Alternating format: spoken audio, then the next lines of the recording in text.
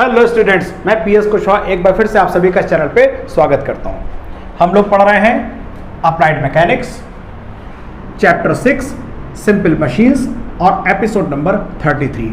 तो जी हाँ, इस एपिसोड नंबर 33 से हम शुरू करने जा रहे हैं अप्लाइड मैकेनिक्स का last chapter number 6 simple machines. तो 5 चैप्टर आपके खत्म हो गए हैं और एपिसोड नंबर 33 से शुरू होने जा रहा है आखिरी चैप्टर सिंपल मशीन। तो इस चैप्टर में जो बातें आपको पढ़नी है वो लिफ्टिंग मशीन से संबंधित चीजें पढ़नी है। अब सवाल उठता है कि लिफ्टिंग मशीन किसे कहते हैं? ऐसी मशीन्स जिनकी हेल्प से हम लोड को उठाने का कार्य करते हैं, ऐसी मशीन जिनकी हेल्प से हम भार को उठाकर एक स्थान से दूसरे स्थान पर रख सकते हैं।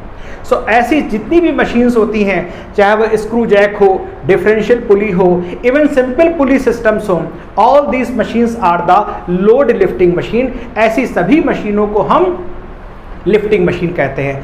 आपने देखा होगा जब कार का पहिया पंचर हो जाता है, टायर पंचर हो जाता है, तो उसमें मैकेनिक एक स्क्रू जैक लगाते हैं और कार को लिफ्ट करते हैं ताकि व्हील को खोलने में आसानी रहे। सो this is also a lifting machine.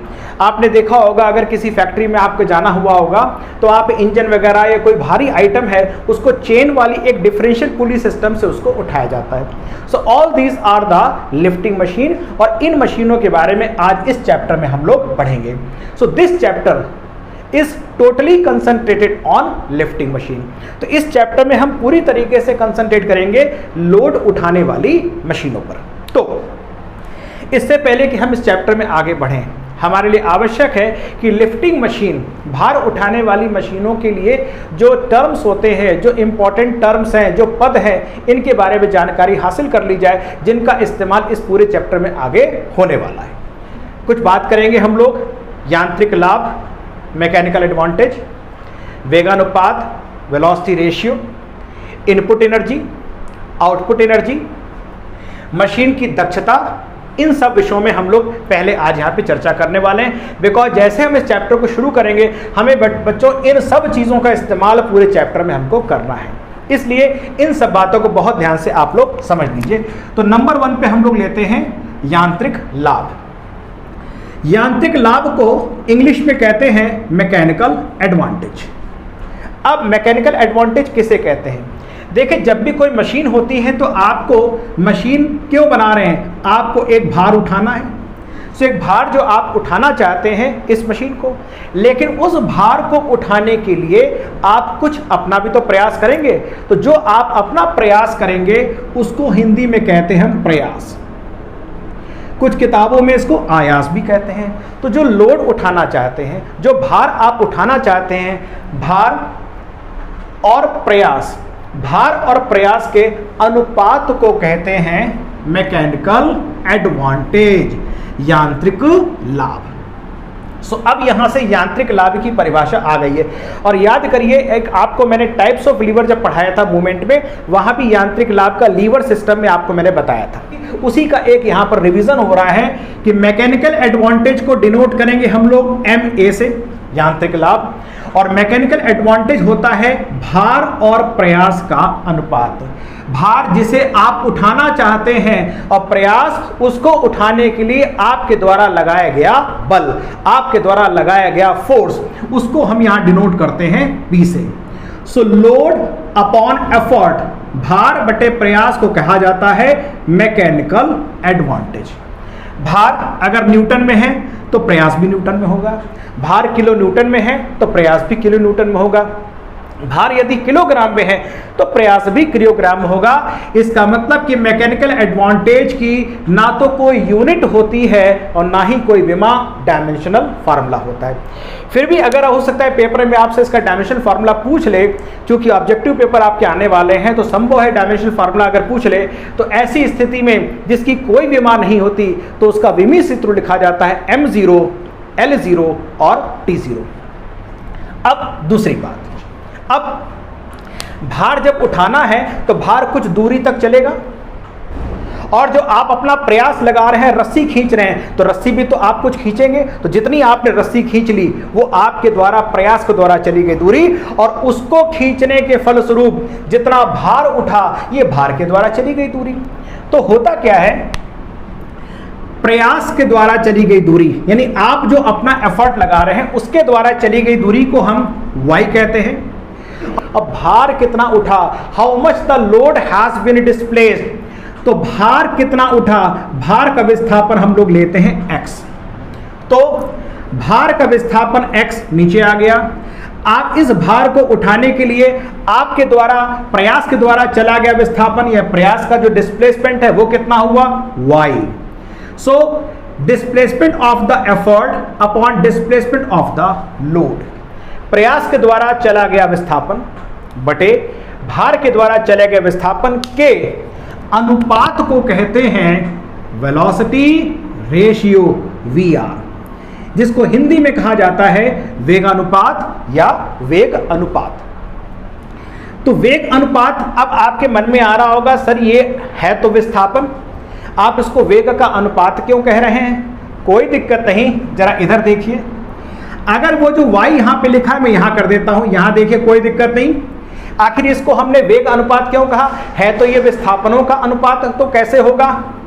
अगर हम यहां पर y अपॉन टी कर दें और यहां पे x अपॉन टी कर दें, तो y अपॉन टी क्या हो गया, y अपॉन टी हो गया प्रयास का वेग और x अपॉन टी क्या हो गया, भार का वेग। तो प्रयास का वेग बटे भार के वेग के अनुपात को वेगानुपात कहते हैं। चूंकि दोनों का समय समान है तो t कैंसिल आउट हो जाएगा, इसलिए बचता है y अपॉन x।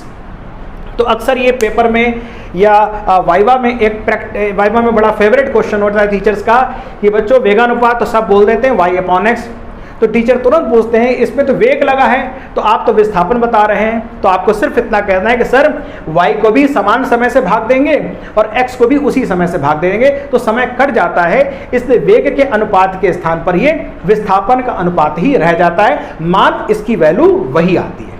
राइट, आपने समझा यांत्रिक लाभ, आपने समझा वेगानुपात। अब हम क्या समझेंगे, इनपुट एनर्जी। इनपुट एनर्जी, अब देखिए इनपुट कौन लगा रहा है, प्रयास। तो प्रयास तथा प्रयास द्वारा जो विस्थापन उत्पन्न किया गया, इन दोनों का जो गुणनफल होता है इसको बोलते हैं इनपुट एनर्जी या प्रदाय ऊर्जा। हिंदी में बोलेंगे तो प्रदाय ऊर्जा बोलेंगे इसको। अब हमने इसको ऊर्जा क्यों कहा, यह सोचने वाली बात है।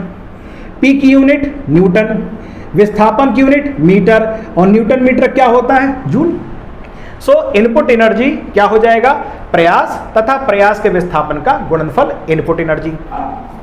आउटपुट एनर्जी, और आउटपुट एनर्जी क्या होगा, भार तथा भार का जो विस्थापन है इन दोनों के गुणनफल को हम कहेंगे आउटपुट एनर्जी। तो ध्यान रखिएगा, input energy is input load यानी आपके द्वारा किया गया प्रयास, उसका विस्थापन का गुणनफल। आउटपुट क्या है, W, और उसका जो विस्थापन है x, इन दोनों के गुणनफल को हम बोलेंगे आउटपुट एनर्जी।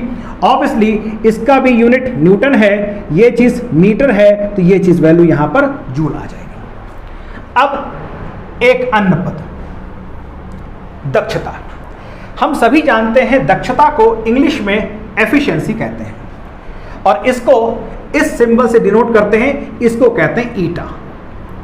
तो एफिशिएंसी, कभी भी आपको दक्षता निकालना हो तो दक्षता का बच्चों एफिशिएंसी का एक जनरल फार्मूला होता है, हमेशा किसी भी चीज की दक्षता निकालना output upon input, output upon input. तो एफिशिएंसी मशीन की दक्षता आउटपुट अपॉन इनपुट हो गई। अब आउटपुट कितना है, आउटपुट है W इंटू एक्स, तो आउटपुट हो गया W इंटू एक्स, भार तथा भार का जो भी विस्थापन हुआ। इनपुट कितना है, प्रयास तथा प्रयास का विस्थापन। अब यहां पे जरा रीअरेंजमेंट देखिए, ये तो हुआ एफिशिएंसी का basic formula, output upon input. अब यहां से जरा आप देखिए W अपॉन पी को हमने यहां पकड़ा, ये आ गया W अपॉन पी, ये रहा x अपॉन वाई। हम x को उठा के y के नीचे ले आते हैं, तो यहां बचेगा 1 अपॉन वाई अपॉन एक्स। अब जरा आप देखिए कि y अपॉन एक्स क्या है, y अपॉन एक्स है velocity ratio, y upon x है वेलोसिटी रेशियो।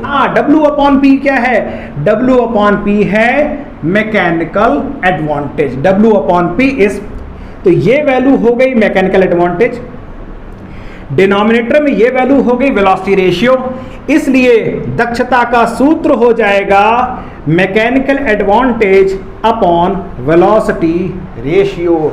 और ये जनरल फार्मूला इस पूरे चैप्टर में हर जगह पर लगेगा। Efficiency is equal to mechanical advantage upon velocity ratio. और अगर वैसे लिखेंगे तो इसका तात्पर्य हो गया कि यांत्रिक लाभ बटे वेगानुपात, यांत्रिक लाभ बटे वेगानुपात एफिशिएंसी का, किसी भी मशीन की एफिशिएंसी का ये फार्मूला हो गया। अब आप लोग सोचते हैं कि आदर्श मशीन क्या होती है? बच्चों, ऐसी कोई भी मशीन जिस मशीन की दक्षता 100% हो, अर्थात जितना हमने इनपुट दिया उतना ही उसने आउटपुट दे दिया। हमने इनपुट 100 जूल का दिया, उसने 100 जूल का आउटपुट दे दिया। हमने इनपुट 300 जूल का दिया, उसने आउटपुट भी 300 जूल का दे दिया। तो यदि आउटपुट और इनपुट दोनों बराबर हैं तो ऐसे मशीन की दक्षता सदैव 100% होती है। कैलकुलेशन में जब भी आप इस्तेमाल करेंगे दक्षता को, तो कभी भी कैलकुलेशन में एफिशिएंसी परसेंटेज में यूज नहीं होती है। एफिशिएंसी जब भी कैलकुलेशन में यूज होगी, परसेंटेज को 100 से भाग दे के जो वैल्यू आएगी हमेशा उसका इस्तेमाल होगा। अब यहां पे देखिए, यदि एफिशिएंसी 100% है, मशीन कैसी है? आदर्श मशीन कैसी है? आदर्श मशीन है। दक्षता 100% है, इसकी वैल्यू 1 हो जाएगी। इसका तात्पर्य है कि मैकेनिकल एडवांटेज और वेलोसिटी रेशियो की वैल्यू सदैव एक दूसरे के बराबर हो जाएगी। तो कोई भी ऐसी मशीन जिसकी दक्षता 100% हो, उसका मैकेनिकल एडवांटेज और वेलोसिटी रेशियो दोनों सदैव एक दूसरे के बराबर होते हैं। दूसरी बात, कोई भी मशीन तो आइडियल होती ही नहीं है। कोई भी मशीन आइडियल नहीं है। सारी की सारी मशीन क्या होती है? वास्तविक मशीन होती हैं। वास्तविक मशीन की दक्षता सदैव 100% से कम होती है, अर्थात उनकी जो भी वैल्यू आएगी डेसिमल्स में आएगी, 0.6, 0.9, 0.5, 0.75, 0.8 लाइक दिस। क्यों? क्योंकि वास्तव में हर मशीन के पुर्जों के बीच में घर्षण काम करेगा, हर मशीन का अपना कुछ भार होगा, उसका इनर्शिया होगा, इत्यादि अनेकों कारणों से कभी भी किसी मशीन की दक्षता 100% नहीं होती। तो इन सब कारणों के कारण उसकी दक्षता 100 से कम हो जाती है। इसलिए आप समझ लीजिए, कभी भी कोई machine, no machine is ideal. कोई भी मशीन आदर्श नहीं होती। हर मशीन की दक्षता सदैव 100% से कम होती है। राइट? सो इस लेक्चर के अगले सेक्शन में अब हम पढ़ेंगे लॉ ऑफ मशीन। अब हम एपिसोड नंबर 33 के इस सेक्शन पे आ गए हैं और जहां पे हम पढ़ने वाले हैं मशीन का नियम। मशीन का नियम या लॉ ऑफ मशीन। आपको देख के लगता होगा या सोच के ऐसा लगता होगा, पता नहीं मशीन का नियम क्या है, इस पे हम क्या पढ़ाएंगे सर? कुछ नहीं है। मशीन के नियम में सिर्फ एक फार्मूला है। A single formula is known as the law of machine. केवल एक गणितीय सूत्र है, उसी को हम मशीन का नियम कहते हैं। हम उस गणितीय सूत्र पे जाएं, इससे पहले इस ग्राफ पे देख लें ग्राफ में है क्या क्या। हमको एक ग्राफ दिखाई पड़ रहा है। इस ग्राफ में एक्स एक्सिस पर भार लिखा हुआ है। इसका मतलब कि जो भार हमको उठाना है उसको हमने एक्स एक्सिस पे दिखाया है। दो वैल्यूज भी हैं, W1 और W2। वाई एक्सिस पे हमने दिखाया है प्रयास, हम जो एफर्ट लगा रहे हैं उसको हमने यहाँ पर दिखाया है वाई एक्सिस पर। तो दो वैल्यूज हमको दिखाई पड़ रही है, P1 और P2। बाकी देखें ग्राफ क्या है। और दो लाइन ड्रॉ करी गई है, स्ट्रेट लाइन, एक रियल मशीन की और एक आइडियल मशीन की। इतनी जानकारी कर लेते हैं, बाकी हम यहां पर आते हैं। तो बच्चों, मशीन का नियम सिर्फ एक गणितीय सूत्र है। मशीन का नियम सिर्फ एक मैथमेटिकल एक्सप्रेशन है। किसके किसके बीच में? आपको एक्स एक्सिस और वाई एक्सिस के जो कैरेक्टर्स हैं W और P। सो मशीन का नियम या लॉ ऑफ मशीन सिर्फ P और W के बीच में एक मैथमेटिकल फार्मूला है, एक गणितीय सूत्र है, और उसी को कहते हैं मशीन का नियम। ये रहा वो गणितीय सूत्र। P बराबर AW प्लस B। हो गया मशीन का नियम, खत्म हो गया टॉपिक, मशीन का नियम हो गया। P बराबर AW प्लस B। अब P क्या है? P आपका प्रयास है। किसके लिए?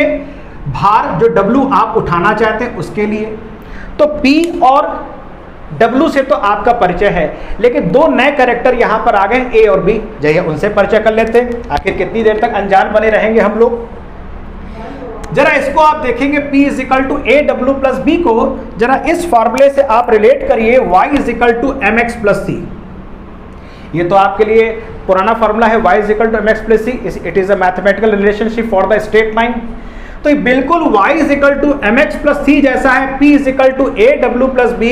इसमें दो वेरिएबल हैं p और w, यहां पर y और x, और दोनों की पावर क्या है 1। इसका मतलब ये एक सरल रेखा का समीकरण है, ये एक स्ट्रेट लाइन का इक्वेशन है।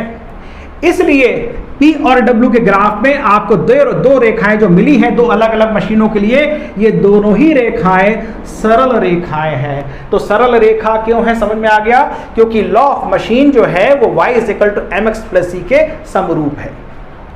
अब हमारे सामने ये चीज आ गई है, अब हम इसको ड्रॉ कैसे किया है उसको समझते हैं। सबसे पहले ये लॉ ऑफ मशीन में हम मान लेते हैं कि मशीन पे कोई लोड नहीं है, मशीन पर कोई लोड नहीं है, खाली मशीन है और खाली मशीन हमको चलानी है।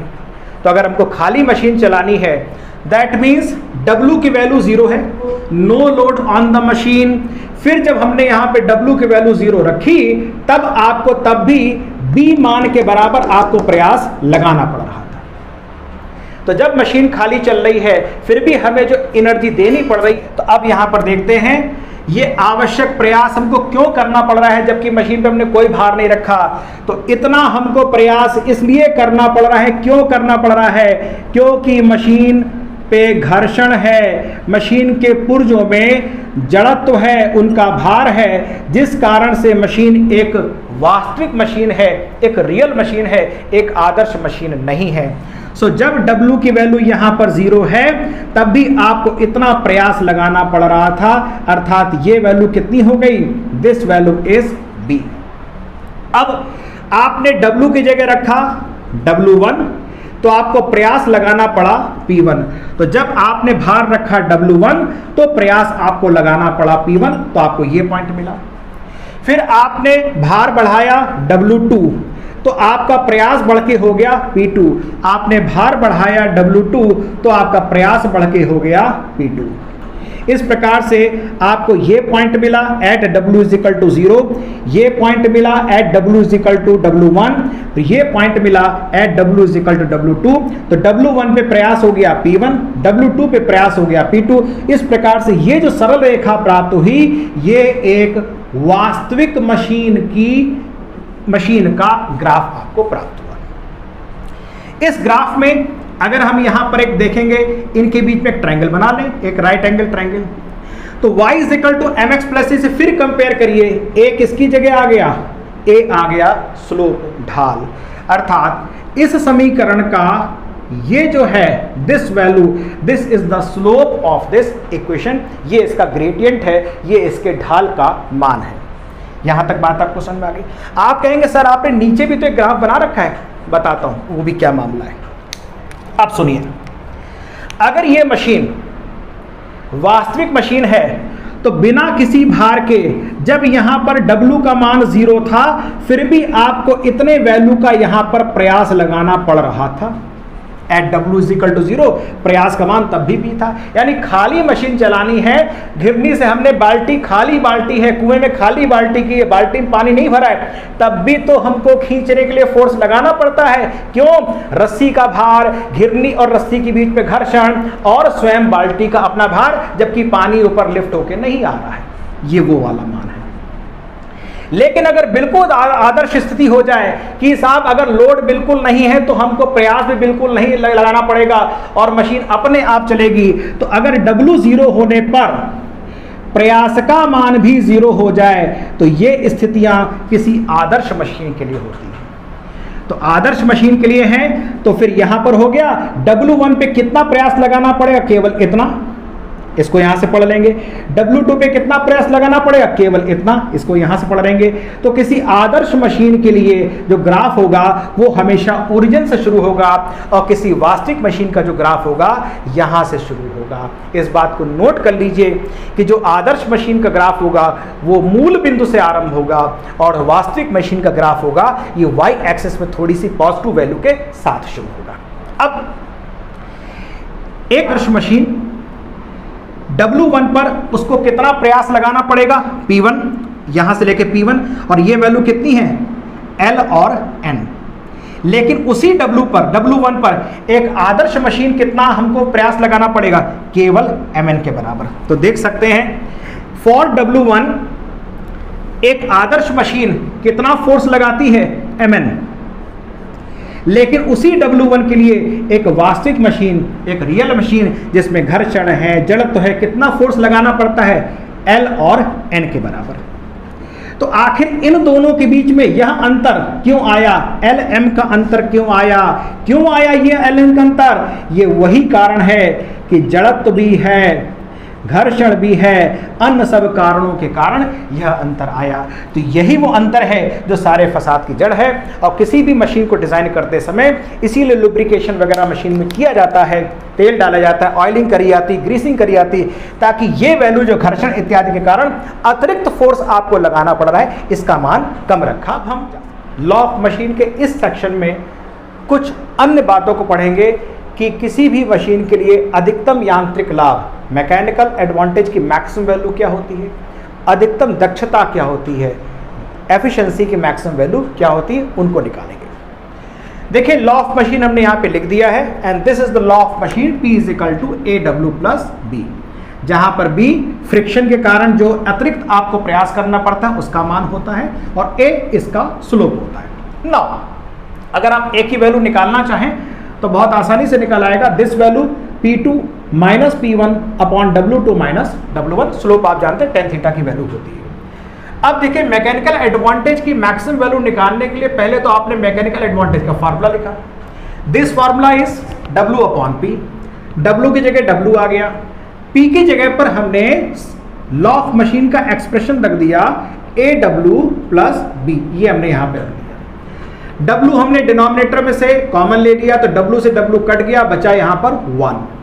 अब यहां पर आएगा 1 अपॉन A प्लस BW, तो इसको हटा देते, 1 upon A plus BW। Mechanical advantage के अधिकतम मान के लिए, मैक्सिमम वैल्यू के लिए, अगर हमको इसकी मैक्सिमम वैल्यू चाहिए तो यहां पर जो पहले यहां पर W लिखा हुआ था, इस W की हमको मैक्सिमम वैल्यू चाहिए। So for maximum value of the mechanical advantage, W का मान अधिकतम होना चाहिए, और अगर W का मान अधिकतम है तो B अपॉन W की value shall be tending towards 0, बहुत छोटी हो जाएगी। So मैकेनिकल एडवांटेज अगर मैक्सिमम चाहिए तो B अपॉन W 0 हो चुका है, ये यहाँ पे कट चुका है, बचा है 1 अपॉन A। तो याद रखिएगा इस लॉ ऑफ मशीन में से जो स्लोप आता है, इस A की वैल्यू का रेसिप्रोकल, इसका व्युत्क्रम 1/A, 1 upon A mechanical advantage का अधिकतम मान होता है। अब आते हैं दक्षता पर। अगर मैकेनिकल एडवांटेज का मान अधिकतम होता है तो दक्षता का भी अधिकतम मान हो सकता है।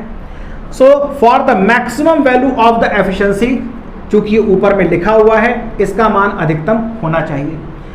यांत्रिक लाभ का अधिकतम मान A 1 अपॉन A होता है, तो हमने यहाँ रखा एफिशिएंसी मैक्सिमम 1 अपॉन A, तो ये तो 1 अपॉन A आ गया, यहाँ पे नीचे में VR था। So maximum efficiency is 1 upon A into VR। इसको ऐसे भी लिखा जा सकता है 1 upon A into 1 upon this value. So this is the expression of the maximum efficiency, this is the expression of maximum mechanical advantage, and this is the expression of law of machine। और इस पर based आपको numerical paper में अवश्य मिलेगा। कुछ अन्य बातों को देखिए, वास्तविक मशीन और आदर्श मशीन का फर्क हम जान चुके हैं। इन दोनों में मुख्य फर्क ये होता है कि घर्षण इत्यादि कारणों से हमें सर्टेन लोड को उठाने के लिए जो हमको इतने प्रयास से हमारा काम हो सकता था, अब आपको इतना फोर्स लगाना पड़ता है। अगर हमें कोई लोड उठाना है W1, तो इतना प्रयास की बजाय हमें इतना प्रयास लगाना पड़ेगा, यहां से लेकर यहां तक। कोई एक वास्तविक मशीन है तो वास्तविक मशीन के द्वारा जो प्रयास किया जा रहा है उसका मान होता है आदर्श मशीन के द्वारा किया गया प्रयास प्लस घर्षण में नष्ट प्रयास। वास्तविक मशीन के द्वारा किया गया प्रयास बराबर होता है आदर्श मशीन का किया गया प्रयास प्लस घर्षण में नष्ट प्रयास। तो अगर वास्तविक मशीन के लिए हमको कोई प्रयास 40 न्यूटन करना पड़ रहा है, तो आदर्श मशीन में अगर 30 न्यूटन है ये वैल्यू, तो ये वैल्यू यहां पर 10 न्यूटन के बराबर हो जाएगी। तो जो वैल्यू हमने यहां पर एफर्ट्स के टर्म्स में निकाली, प्रयास के पदों में निकाली, वही मान हम यहां पर भार के पदों में भी कैलकुलेट कर सकते हैं। आदर्श मशीन की स्थिति में मान लीजिए मशीन बहुत अच्छी है और हम 12 किलोग्राम का लोड उठा पाते हैं, लेकिन यही अगर वास्तविक मशीन है, उसमें घर्षण है, इनर्शिया है, अन्य तमाम सारे कारण हैं, हम केवल 9 किलोग्राम का ही लोड उठा पाते हैं। इसका मतलब 3 किलोग्राम हम कम उठा पाए, तो 3 किलोग्राम कहां चला गया? वो घर्षण में नष्ट हो गया, लॉस इन फ्रिक्शन। तो ये दोनों वैल्यूज भी, ये दोनों एक्सप्रेशन आपको यदि समझ में आ गए, तो यहां पर इनमें आपको पेपर में अक्सर पूछा जाता है घर्षण में नष्ट प्रयास, एफर्ट लॉस्ट इन फ्रिक्शन, और घर्षण में नष्ट भार, वेट लॉस्ट इन फ्रिक्शन। तो मैं समझता हूं इन एक्सप्रेशंस के बाद आप ये सवाल आसानी से लगा सकते हैं। तो हम सबसे पहले लिखेंगे मशीन का नियम, P is equal to A W plus B। दोनों वैल्यूज जो हमको दी गए हैं, दो सेट यहां पर है, दोनों के यहां पे रख देंगे। तो हमने रख दिया यहां पर 30 is equal to A into 400 plus B, equation number 1। 40 is equal to A into 600 plus B, equation number 2। दोनों समीकरण हमारे पास आ गए हैं। हम इन दोनों समीकरण को हल कर लेंगे, दोनों को हम लोग हल कर लेंगे। तो माइनस माइनस माइनस, ये बचा -10, ये बचा -200A, ये खत्म हो चुका है, तो ये यहां पर 0 हो गया। सो A की वैल्यू आ गई 1/20। A की वैल्यू हम किसी भी इक्वेशन में रख देंगे तो आप प्राप्त कर लेंगे, B की वैल्यू आ जाएगी 10। So value of the A is 1/20 and the value of the B is 10। ये दोनों को रख के आप सॉल्व कर लेंगे। अब पहला पार्ट, मशीन का नियम। मशीन के नियम के लिए P is equal to A की वैल्यू 1/20, सो W/20 प्लस 10, ये हो गया आपका पहले पार्ट का आंसर, मशीन का नियम आ गया। इन दोनों सेट से आपको P1 P2 W1 W2 से आपके दो समीकरण बने, दोनों को हल किया, A और B की वैल्यू निकाली और आपने यहां पे रख दी। ध्यान रखिएगा, अगर आपसे ये चीज अलग से पूछ ले कि अगर ट्रिकी बनाने के लिए कि इसमें फ्रिक्शन कितना लग रहा है, तो फ्रिक्शन इसमें 10 न्यूटन का लग रहा है। नाउ दूसरा पार्ट, 800 के लिए आवश्यक प्रयास। तो P is equal to 800/20 plus 10, ये कटा, ये बचा 40। So this is 50 newton. तो 50 newton is the required force for 800 newton of load. तीसरा पार्ट, अधिकतम यांत्रिक लाभ, maximum mechanical advantage 1/A, this is 1/1/20 and this value is 20। Maximum mechanical advantage आ गया, और maximum efficiency is 1/A into velocity ratio. 1/A की value 20, velocity ratio दिया है 50 एंड दिस इज 0.4। अगर परसेंटेज में इस्तेमाल करेंगे, सो this is 40% is the efficiency of this machine. इस तरह के बहुत सारे सवाल आपको मेरी बुक में दिए गए हैं, केवल आपने इस फार्मूले को याद रखना है, इन फार्मूलों को याद रखना है, और जो आपको मैंने बताया था कि घर्षण के कारण कितना भार नष्ट हो जाता है, घर्षण के कारण कितना प्रयास नष्ट हो जाता है, इन सब बातों को अगर आप याद रखेंगे, आपको मशीन का नियम का किसी भी मशीन के लिए सवाल ये बनाया जाए आपको कभी परेशान नहीं करेगा। Till then, thank you very much.